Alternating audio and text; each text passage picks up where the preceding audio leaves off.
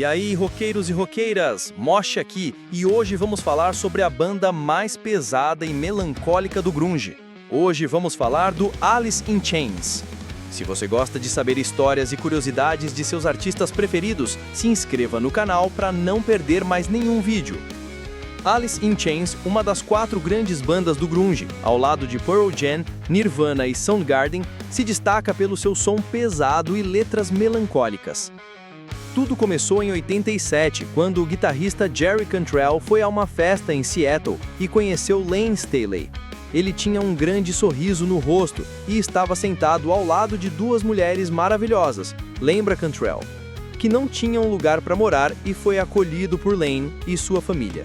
Meses antes desse encontro, em abril de 87, Cantrell havia assistido a um show da banda de glam metal de Staley, Alice in Chains, e ficou impressionado com sua voz. Cantrell queria formar uma nova banda após o fim de sua banda de glam metal chamada Diamond Lie. Então, Layne deu a ele o número do telefone de Melinda Starr, namorada do baterista Sean Kinney, para que Cantrell pudesse falar com ele. Após convencer Kinney e o baixista Mike Starr, Cantrell queria que Layne fosse o vocalista de sua nova banda, porém, Staley havia começado uma nova banda.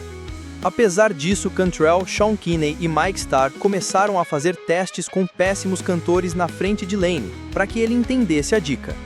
Staley ficava irritado ao assistir os testes, e a última gota para ele foi quando os amigos fizeram um teste com um homem que era stripper. Staley decidiu se juntar à banda depois disso. No ano seguinte, a banda mudou seu nome tendo como inspiração Alice in Chains, nome da antiga banda de Staley, tornando-se Alice in Chains.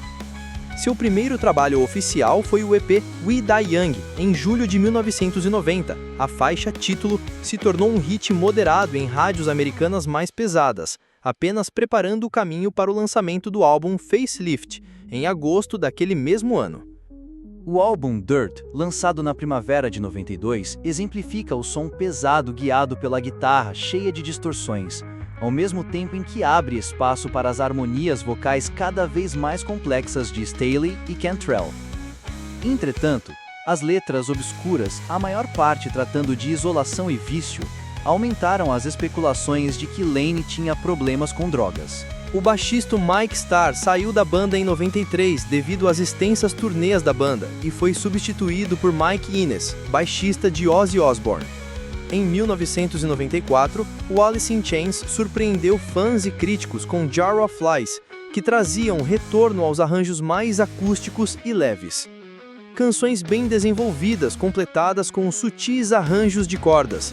Lançado como um EP, ainda que tivesse qualidade de álbum em design e duração, Jar of Flies estreou como número 1 nas listas de vendas de álbuns da Billboard, o primeiro EP na história a alcançar tal posição.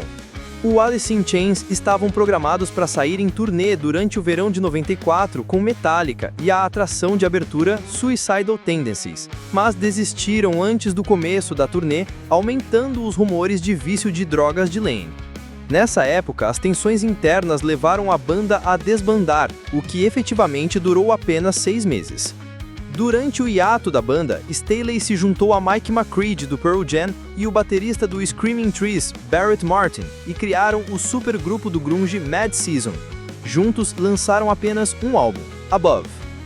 Em novembro de 95, a banda retomou as atividades com o lançamento do álbum auto-intitulado Alice in Chains, comumente chamado de Tripod, Self-Titled, Three or Three-Legged Dog, devido à imagem de um cachorro com 3 patas na capa.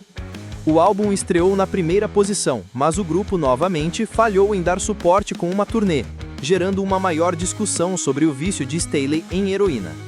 Eventualmente, este seria o último álbum oficial que o Alice in Chains produziria com o vocalista. O grupo reapareceu em 96 para tocar seu primeiro concerto em cerca de 3 anos no MTV Unplugged, um programa de canções somente acústicas. Durante todo o concerto, era visível a fraqueza de Staley e os efeitos do uso da droga. Em 98, Layne se reuniu com os outros membros do grupo pela última vez para gravar 2 músicas inéditas, Get Born Again e Diet. Essas canções foram lançadas em 1999, no box set Music Bank. A compilação continha 48 canções, incluindo raridades, velhas demos, as 2 novas canções e a maior parte das faixas contidas nos álbuns da banda. Layne foi encontrado morto em seu apartamento em 20 de abril de 2002, em consequência de overdose letal por combinação de heroína e cocaína. A perícia aproximou a data do óbito de Staley para 5 de abril, pois o corpo já se encontrava em estado de decomposição. Cantrell, abalado pela morte de seu amigo e companheiro de banda, dedicou seu segundo álbum solo, Degradation Trip, totalmente a Layne.